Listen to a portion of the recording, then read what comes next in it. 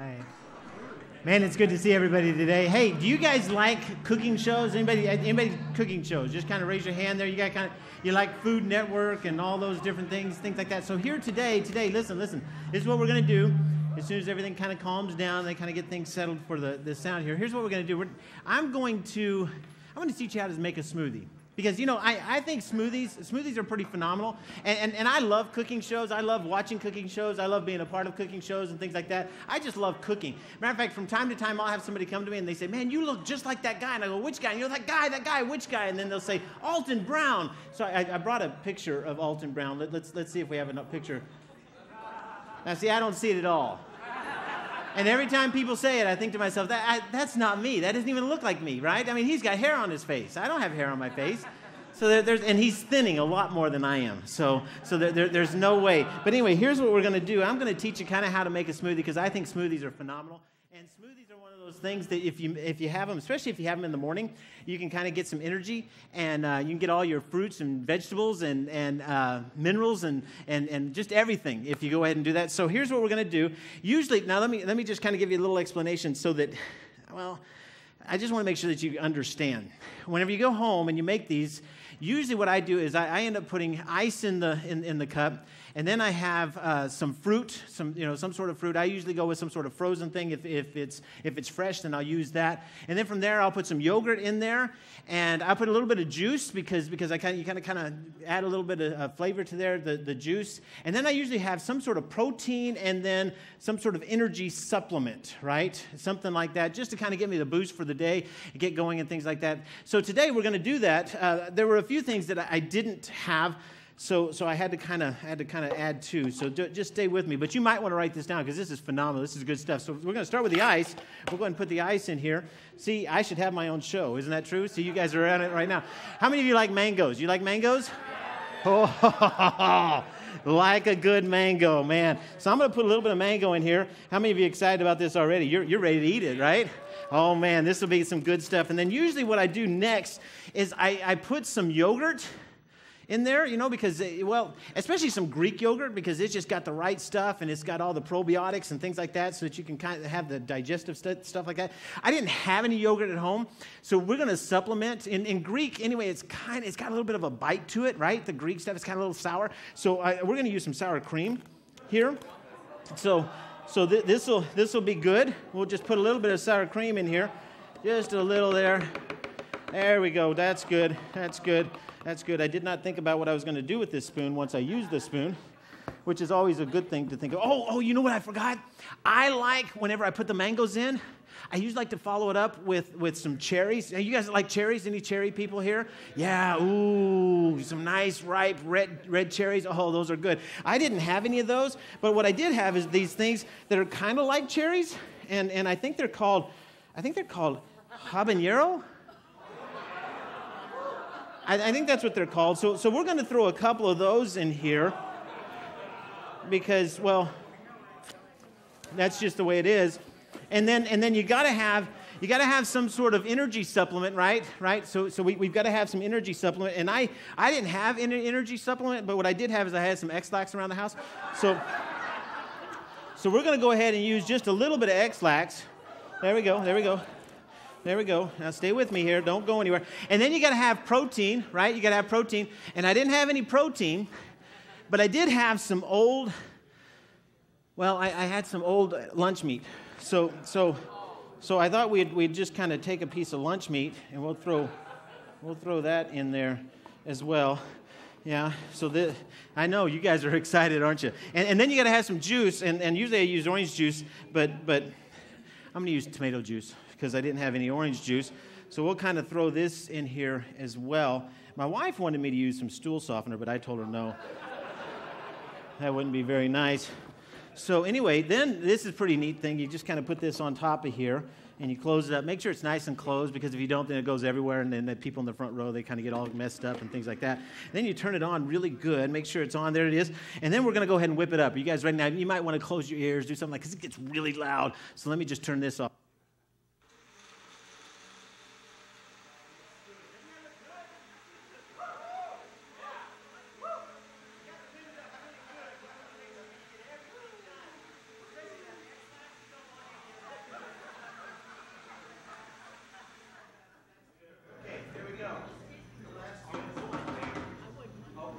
seatbelt back on. There we go. Now, let's see. Oh, look at that. Oh, that even smells good. Okay, so here's the deal. All right, so you want some of this? Yeah, you'll take it. I don't think you really want any of this. Here's what I know. Most of you, and there's always one who says, I'll drink anything. But listen, most of you, and you would regret it later on, but most of you would not drink this. You know why you would not drink this? It is gross. Because there is a principle, right? What goes in a smoothie? It comes out of the smoothie, right? I mean, we know that, right? Whatever goes in here, we got to intake that, so we don't want anything to do with that. And a lot of you are sitting there and you're going, okay, what on earth does that have to do with anything with responsibility? That doesn't make any sense at all. And for those of you, stick with me though, I'll explain it. Those of you that are new today and you weren't here last week and you're kind of wondering, what on earth? Hey, I can take this off now because I'm through with that part. So you're wondering, what on earth is going on? We're in the midst of a series, and this series is entitled Own It. And basically what we're doing is we're asking the question, am I taking responsibility for my life really? Am I taking responsibility for my life really? And here's the thing. See, what we talked about last week is that irresponsibility is really easy to see in other people, right? It's really easy to see in other people. How many of you know irresponsible people? Anybody know anybody that's irresponsible? That's like 100% of the group in here. They all know somebody who's irresponsible in some way, right? But what we've discovered is that irresponsibility is easy to see in other people, but it's almost impossible to see in the mirror. Almost impossible to see in the mirror. So what we're doing is we're taking a look and we're asking the question. We're not asking how can I help other people be more responsible, which is what everybody would like to do, but we're actually asking, am I taking responsibility? What's it going to take for me to be responsible in my life? For my life, for the things that are going on in my life. So last week we took a look, and there were a couple things that just kind of popped out at us, and I want to give those to you. I think I'm gonna have them up on the screen, but these were things. This is just kind of as a review, so everybody's caught up here. But this is what we discussed last week. One is that what's rewarded is repeated. So whenever it comes to irresponsibility, if you reward irresponsibility, it's going to be repeated. That's just the way it is. That's part of the problem with our society today, is that we reward irresponsibility. And because we reward irresponsibility, we see a lot of it. It's just rampant. And what I said last week is that we live in a culture of social media, and it seems like anybody at any moment could have more than 15 seconds of fame. You could have 5 minutes, 15 minutes. Who knows how much fame? Your fame could go on forever and ever. You can make money off of your stupidity, right? I mean, that's just the way it is. Off of your irresponsibility, you could do that in today's society because we reward irresponsibility. And because we reward it, it is repeated. The second thing is that irresponsibility is contagious. What that means, what we talked about last week, is that whenever you get around irresponsible people, that usually tends to permeate who you are and begins to make it to where you begin to become irresponsible as well. But remember, it's hard to see in the mirror, so we don't always see it. The third thing we talked about is irresponsibility is not isolated. Whenever you act irresponsibly, somebody else has to pick up the slack. Whenever you make a decision that I'm not going to do the things that I'm supposed to do, I'm not going to be responsible for the things that I'm responsible for, somebody has to come in and they have to carry that load. That's just the way it is. The fourth thing we talked about is that we were created to be responsible. From the very beginning, God created Adam and Eve, God created man, He created us, and He said, I want you to do this. And we are never more happy, more fulfilled than when we are responsible. When we have responsibility and we are taking it seriously and we're doing what we're supposed to do. And then the last one there is that irresponsibility always creates conflict. Irresponsibility always creates conflict. Now, today, as we take the next step in this owning it thing, we're going to kind of shift gears and we're going to take a look at a principle that God has given us that if you will apply this, listen to me, this is going to be worth everything that you have ever done in order to get here. In other words, some of you, maybe you had to hitch rides, you had to walk across the country. I don't know what you did to get here, but I'm telling you, what we're going to talk about today is one of those things that you're going to walk away and go, wow. But the thing is, it's going to be so stinking obvious. You guys are going to go, I knew that. I just never applied it. I never really put that to my life. So we're going to take a look at a principle that God has given us that if you will begin to apply it, I am telling you, it will bless your life. But before we get there, I need to define principle. What's a principle? Well, a principle is, listen to this. This is real close to Lance's, though I took it from somebody else. Anyway. Principle is a law that when it's set into motion, it brings about a predictable outcome. In other words, it is something that whenever you start something, you know what's going to happen. You just know it's going to happen this way. It's kind of like, a good example would be the law of gravity. Law of gravity says that whenever there are two bodies, that they are attracted to one another depending on the mass of one and the other. So in other words, we stand on this big, massive ball, and this big, massive ball draws us to the earth, and we have this gravitational pull that's all around us all the time. So, therefore, if the force that's holding this up, which is my hand, was to let it go, it would fall. And it does that every single time. I mean, it's amazing. I could do this 100 times. It's going to fall 100 times. Unless there's some other action that is put in place in order to stop it, it is always there. It's just the way gravity is. Now, you may have heard in middle school or something like that of a man by the name of Sir Isaac Newton. How many of you have heard of Sir Isaac Newton? Yeah. Now, you probably know the story, right? There's a story about him sitting underneath an apple tree and the apple fell on his head and he goes, oh, that was weird. I wonder what that means. I wonder why it fell. But that really, I read this week and I was really depressed. Apparently that didn't happen. It wasn't one of those, it was a myth. But Sir Isaac Newton was watching things fall and he noticed that they were accelerating as they were falling. And that got him curious. And he, being a mathematician and being a physicist, he began to come up with an answer. Now, Newton did not, listen, this is important, Newton did not create gravity. But he did discover it and then explain it, right? So it was something that was always there. Always there. God created gravity. Newton didn't create gravity, which is really important. You need to understand that it's not like, I mean, this thing happens every time. You drop it, it happens. It's just a principle. It's just what happens. And it's not like God's up there going, you know what? You'll fall and you don't fall. You fall and you don't fall. You fall, you don't fall. It's not. It's just what happens. It is a principle. It's what is. It's the way things are. Now, some of you may be in the room today and you're sitting there and you're saying, you know what? I was invited to come. I heard the music was really good, and I heard that the band was awesome, and I just want to be a part of that stuff, but I was kind of hoping I could sneak out before you got up to speak, and I didn't know you were going to start that early. But listen, some of you are probably here, and you're thinking to yourself, you know what, I'm not sure that I buy into this whole God thing. I get that.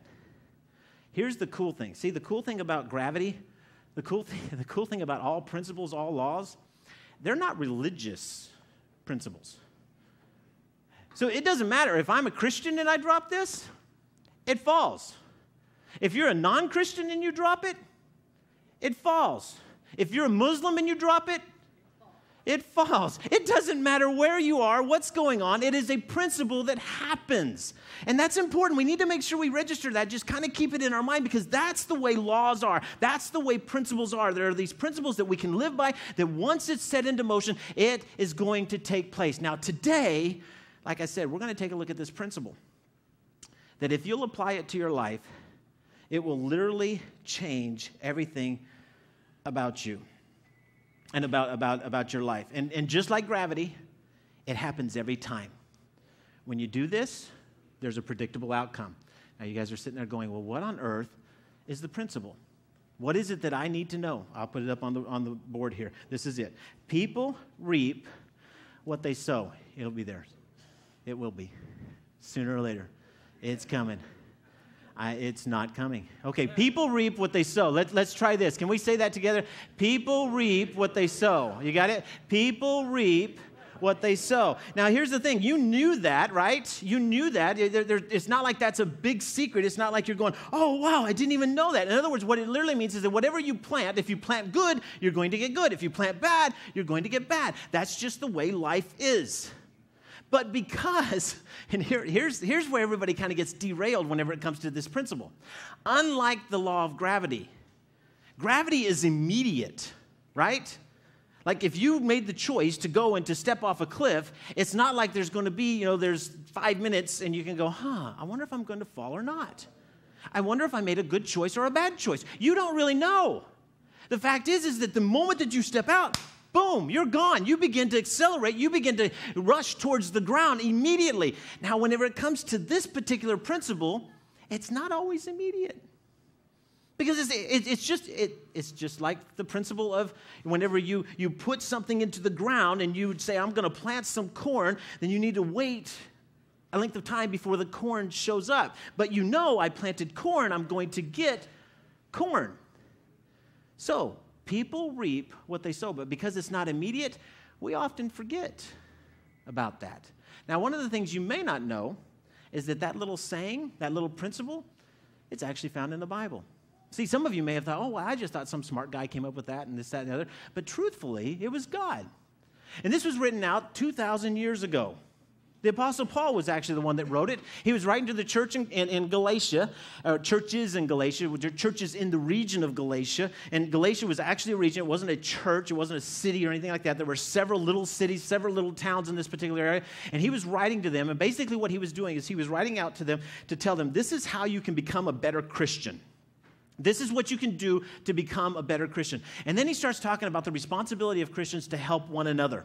And how whenever somebody's in a bad situation and they're unable to take care of themselves and unable to do things, to take care of their own responsibilities, then he says you need to step in there and to help.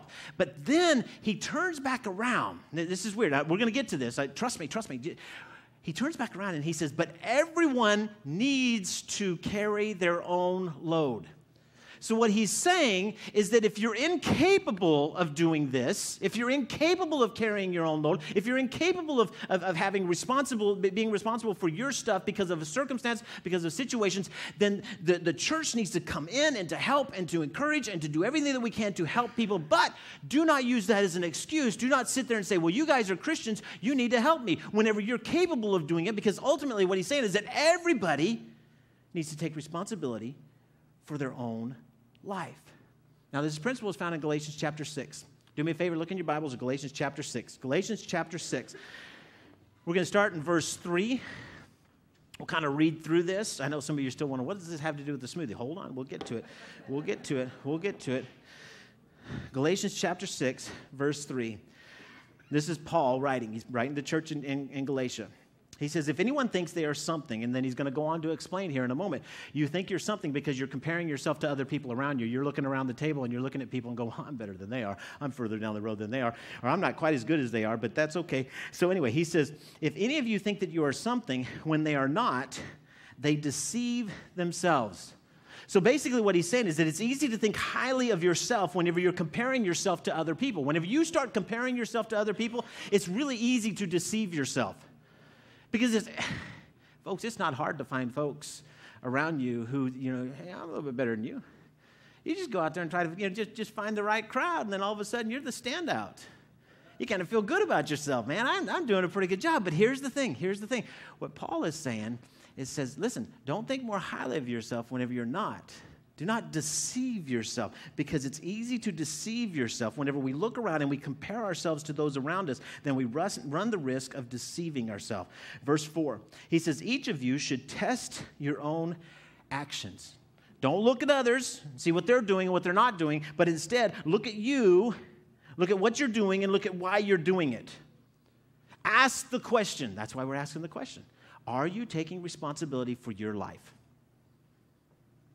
See, what happens is whenever we look around, when we look around, we have a tendency to make excuses, right? Come on, let's just be honest. Most of us, we look around and we see the people that aren't quite doing it, and we think, well, I'm doing better than them, so I can slough off. I can pull back.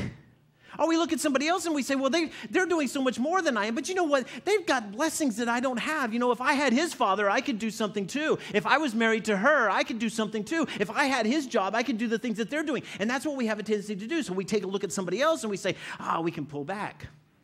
We make excuses. But when we stop and we measure ourselves against ourselves and against what it is that God has called us to do, and how it is that God has blessed us and given us the opportunities, then all of a sudden it becomes a reality, and we start to think, am I really taking responsibility for it? Am I reaching the potential of what it is that God has asked me to reach? So he says to us, he says, each of you should test your own actions.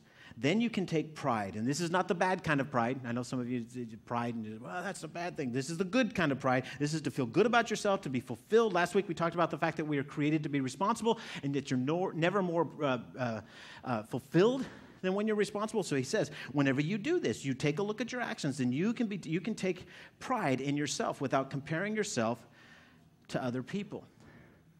Now, hear me say this. This is so important. As long as we compare ourselves to other people, we will make excuses. But when we compare ourselves to ourselves, we will make progress. Did you hear me say that? Now, some of you are just religious enough, and you've been in church, and you all this stuff. You say, oh, no, we're supposed to compare ourselves to Jesus. And you're right. I'm not saying that. Paul was, actually, I'm not even saying it at all. Paul's the one that said this. He said, listen, test your actions, test what's going on. Take a look and see. Are you reaching the full potential of what it is that God has called you to do? Are you taking responsibility for your life? Or are you looking around and you're saying, well, you know what, if I were them, or I'm better than, or I have more than they have, I can afford to be irresponsible by either fluffing it away or by either holding on to it and hoarding it because I've got more and it's okay. I can be irresponsible with my stuff. Verse 7. Yeah, verse 7. No, not verse 7, verse 5.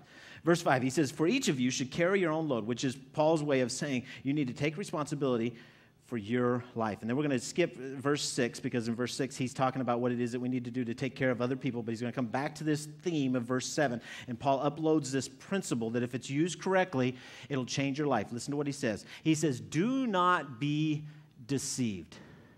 Now, this is kind of interesting.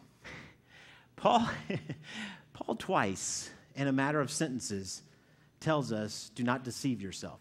Now, why would Paul spend so much time talking about us deceiving ourselves? You don't have an answer? Because we're so quick to deceive ourselves. We always deceive ourselves.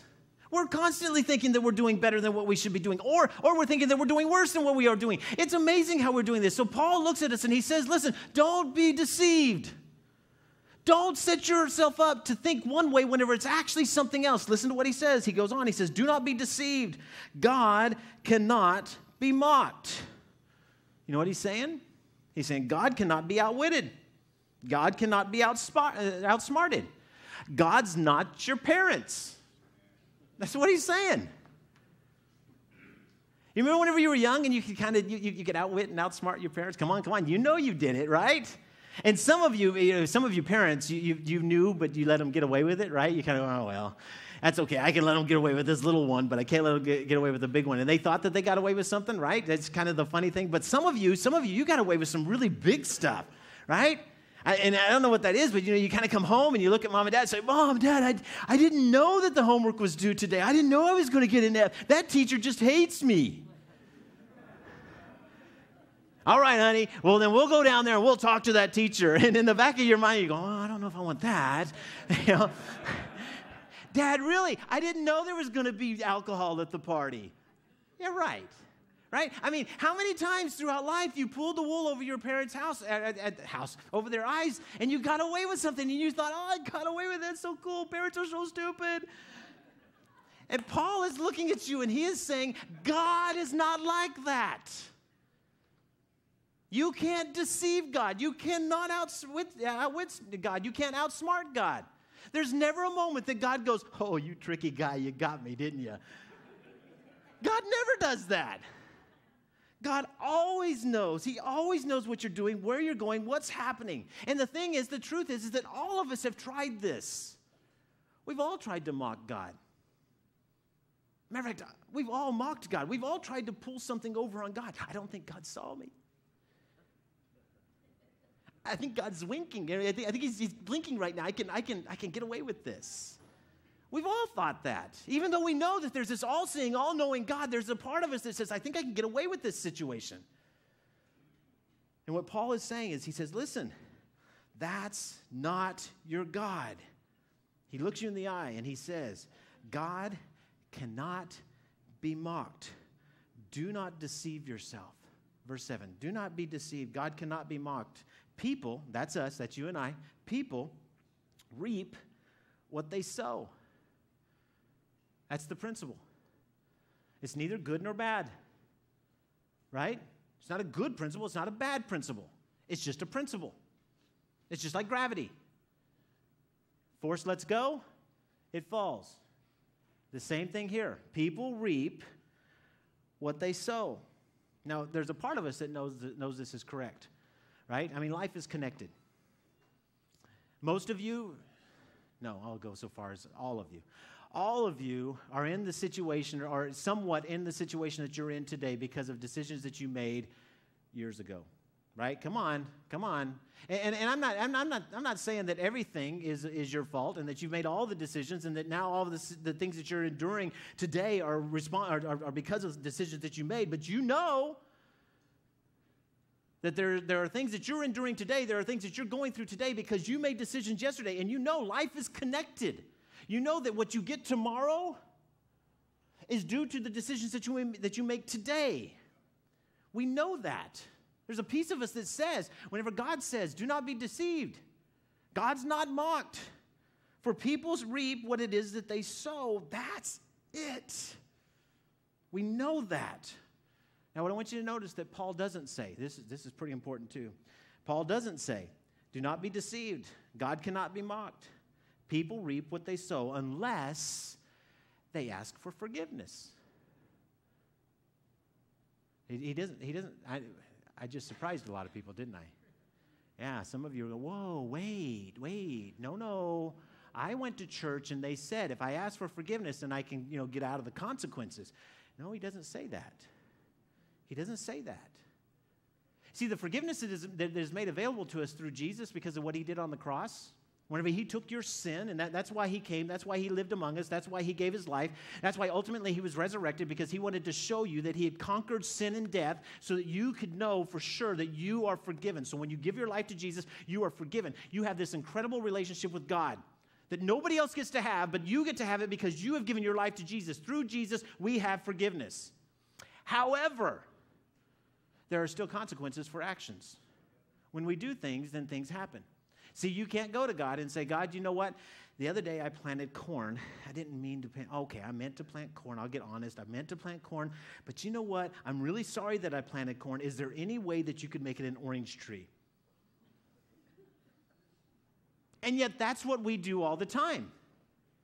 God, I planted corn. I know I shouldn't have planted corn. I'm sorry that I planted corn. Is there a way that you can make it an orange tree? Now, I will say this. God in his grace, he will take your corn and he can make something beautiful out of it. Some of you are testaments to that. Some of you have been in those situations and you have made decisions in your past and you have reaped the consequences of those decisions. And then today, in your giving your life to Jesus and following and doing the things that you're supposed to do, all of a sudden God has begun to do things that are incredible in your life. And you go, oh, wow, look what God did with my corn. I'd say he made cream corn, but I really hate that stuff. So that's just bad stuff. And isn't this true? Come on, listen. Doesn't this explain so much in your life? Come on. God's not mad at you. He's not punishing you. You're reaping what you sow. We run around and, God, what did I do? How come you're doing this to me? I'm such a bad. But the truth is, listen, if you abuse finances for 5 years and you get into debt, you're going to be in trouble and you don't have the right to look to God and say, God, how did I get $45,000 into debt? He's going to look at you and say, okay, do we need to replay this again? Remember that purchase? Yeah, can you even find that? I don't even know where that's at, but yet it cost you $1,000. Right? It's a principle. It's just like gravity. You reap what you sow. It's amazing. Some of you are in those positions and you're thinking, oh man, I know. I wish I'd have made different decisions. I wish that I'd done things differently. Some of you saw the red flags, right? I saw the red flags, but I decided to date her anyway. I saw the red flags and I married him anyway. Now I have a broken family. I saw the red flags and I acted irresponsibly and now I have X, whatever that is. Right? And then the next question, because everybody's thinking it right now, you're all thinking, but doesn't God love me? I mean, doesn't he love me? Why doesn't he make me endure all of this pain and all this suffering and all this bad stuff? Doesn't God love me? He loves you. That's why he gave you the principle. And he even told you about the principle way ahead of time, way back here, and said, listen, if you plant good, you'll get good. If you plant bad, you'll get bad. And the thing is that we kind of think, no, I can get away with that. It'll be fine. Another thing about planting and sowing, listen, this is so important. When it comes to responsibility, this is a huge, huge thing. Rarely do people think about this, but this is something you need to understand. Whenever you reap, so you sow, and then whenever you reap, whatever you reap, you will always reap later and greater. Did you hear me say that? Later and greater. Let's say that together. We will reap later and greater. Let's say it one more time. We will reap later and greater. What that means is that it's not immediate consequences. Often it's something that happens somewhere down the road. And it always ends up seeming like it's so much bigger than the little tiny decision you made. Little tiny decision, big consequences. But isn't that true about the little tiny seed? You plant it into the ground, you get this big old tree. It's just the way it is. Later and greater. So the question is, what do we do, right? I just depressed everybody in the room. You're all sitting there going, I should not have come today. This was just not a good thing. I knew we were going to talk about responsibility, but I was really hoping that he would talk about my wife's problem. And he pointed directly at me, and I have been mocking God, and I've been doing things that I know that I shouldn't have done. And now I'm reaping it. So what do we do? Let me give you 3 things real quick. We're going to put them up on the board so that you can write them down. At least I think they're going to go up on the board. I don't know. Maybe they won't go. Let's just see here. The first thing you need to do is you need to get honest. You need to get honest. You need to get to the place where you stop deceiving yourself. You need to quit comparing yourself to others, and you need to own it. Get honest. That's the first thing. The second thing you need to do is you need to confess and repent. You need to go to God and tell him what it is you've done. It's not going to surprise God. It's not like God goes, oh, I didn't know that. But there's something in actually saying, I have abused finances. I have abused my relationships. I have whatever.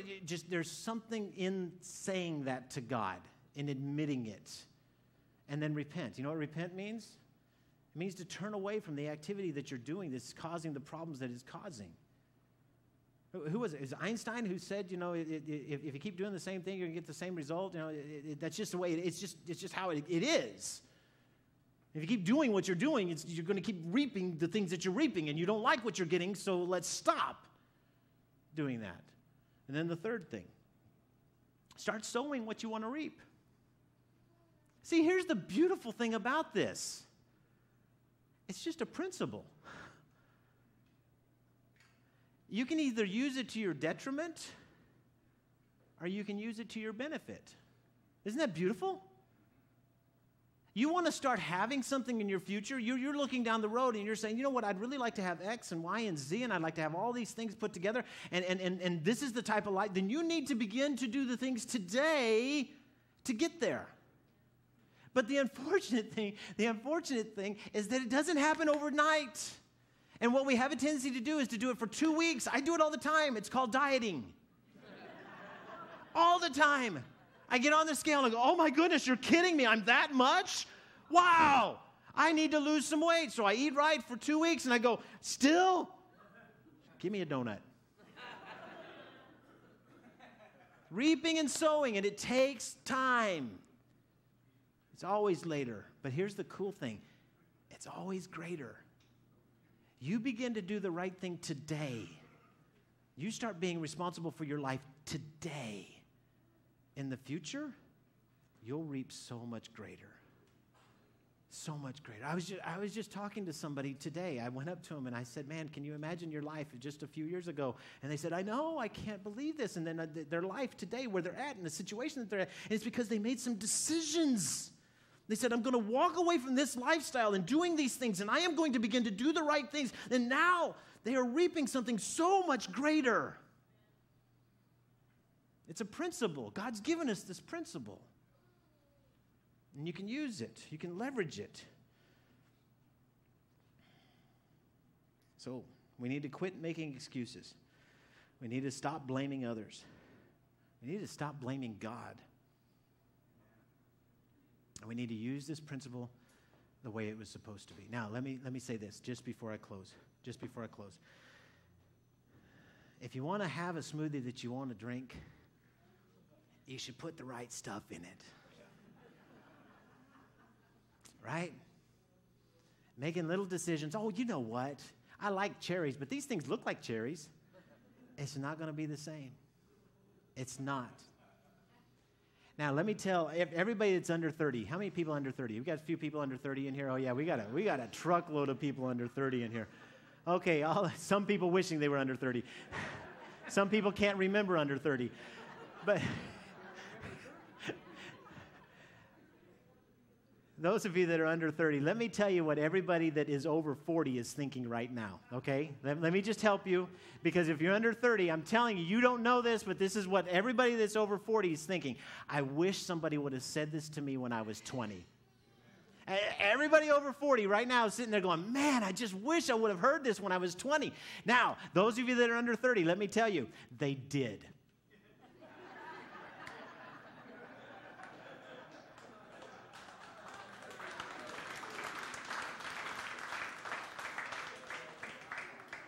They just thought they were smarter. They thought they had time. I'm 20-something, man. I got plenty of time to mess up my life and then make it right. Right? Come on. And then you reap what you sow, and now you're going, why? Why did I do what I did? So be wise. Those of you that are under 30, take this principle to heart. You reap what you sow the right things. Those of you that are over 40 by a little bit, take this to heart. Start changing the things you're planting in the ground and see what God does. It'll amaze you, absolutely amaze you. So, ask yourself this question. Am I taking responsibility for my life really? Let's pray. Heavenly Father, thank you. Thank you for today. Thank you for the opportunity for us to be here. God, I thank you for your word, because it is amazing how it applies to the things in our lives. It is amazing to me how something that was written 2,000 years ago or 4,000 years ago or 5,000 years ago, how it can apply to us so well today. And I got to believe that the reason is because you wrote it. Because you, the one who created us, know us better than anybody, and you know exactly what it is that we need to do. And God, I pray for those that are here today. Lord, I pray that if there is somebody here today who has never experienced your forgiveness, that, Lord, they in that little part where we were talking about what Jesus did, and that, God, if they're here and they're saying, man, I'd like to ask Jesus to forgive me. I'd like to have that relationship with him. I'd like for him to be able to make something out of my corn. And, Lord, I pray that today would be the day that they'd surrender to you. That right now, as I speak, they would just ask you to forgive them, to come into their heart and be Lord of their life. Please, God, move in our hearts. You know who it is that needs you. God, they know. They know. Right now, they know. And then, God, I ask that you'd be with the rest of us, those that are followers of yours. And I pray that, God, we would be a people that understand that you cannot be outwitted, you cannot be outsmarted, but that, God, we're doing nothing more than deceiving ourselves if we believe that we can plant something and get something different. And I pray that, God, we would begin to live correctly, that we'd leverage this incredible principle. Please, God. For, Lord, I ask all this in your precious name. Amen. Okay, one more quick thing. I don't know how many of you have access to connection cards, because I know not everybody has connection cards. But if you have a connection card and you can pull that out, I think they're green at the Saturday night service. They are green. If you'll pull that out, and then on the back side, there's a place where it says, and it doesn't say this part, but I added this, I will own it. I am going to begin to leverage the principle of sowing and reaping for my benefit. If you would say, I'm going to do that, would you just X that or mark it in or do whatever it is you need to do, and then give me your name on the front and let me know. Now, last week I gave everybody an opportunity to participate with me throughout the week and to get added to my text messages. And to date, I have 169 people that I text. So if you want to be a part of that and you'd like to just basically every day I'm going to send you out a text that has to do with the message that we talked about, just some encouragement or maybe not encouragement, maybe it'll be really hard. But if you'd like to be a part of that, take your connection card, give me your name and then your phone number, a texting phone number. Somebody gave me like a house phone number and I said, it's not going to work. A texting phone number, and then I will text you. Oh, you need to put down texting because I won't know, and then I'll text you. Anyway, thank you guys so much. I'm sorry for taking up your time. Go ahead.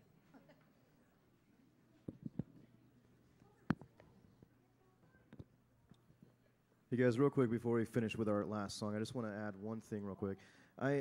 Guys, I know that hearing these things sometimes can be pretty hard, pretty tough, but like Lance said, just take it and own it, and use this as an opportunity to listen to the Lord and the change that He's calling you to, that He's calling me to, included with everyone in this, with all of us, everyone in this building.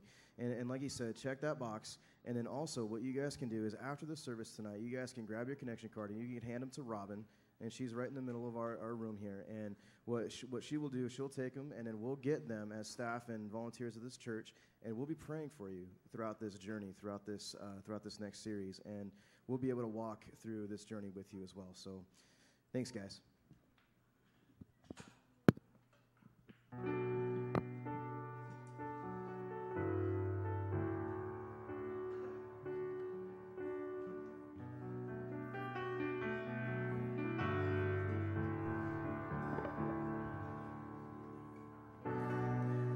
Your love towers over me, gracious tempest, endless sea. Your love is like a storm.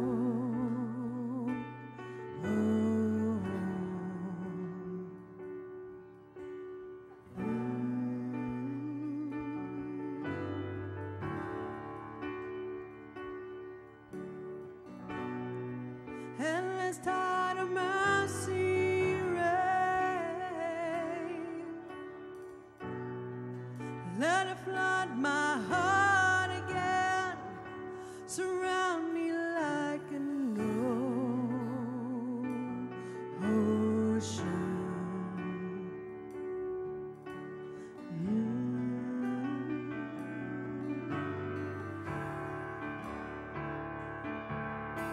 Your love is crashing over me, it's surging like a raging sea. Immerse me in the wonders of your love. A downpour of unending grace, consuming all my reckless ways, my sins submerged. Your love has saved my soul. Your love is like a storm.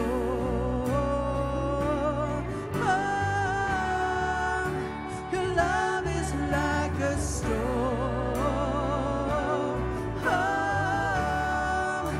Your love is like a storm.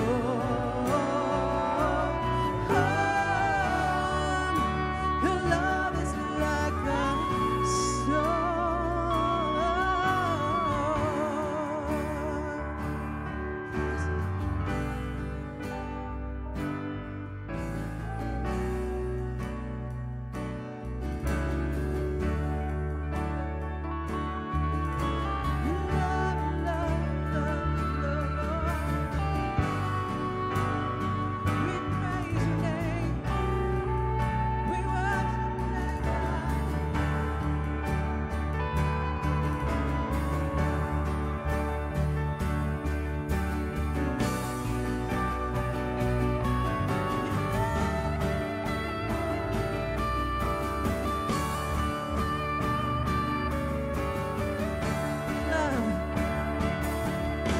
Your love is crashing over me, it's surging like a raging sea.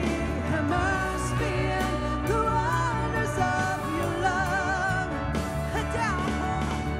A downpour of unending grace, consuming all my reckless ways. My sins so much, your love has saved my soul.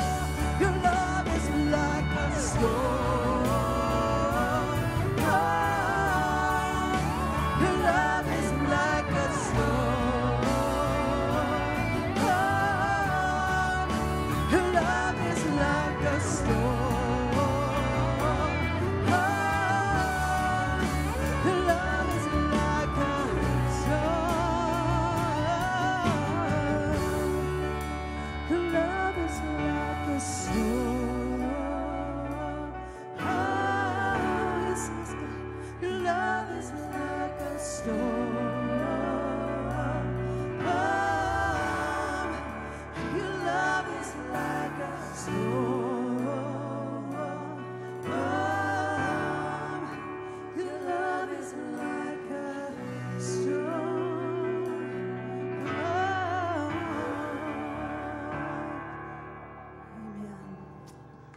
Thank you so much for worshiping with us tonight. It was great having you worshiping along with us.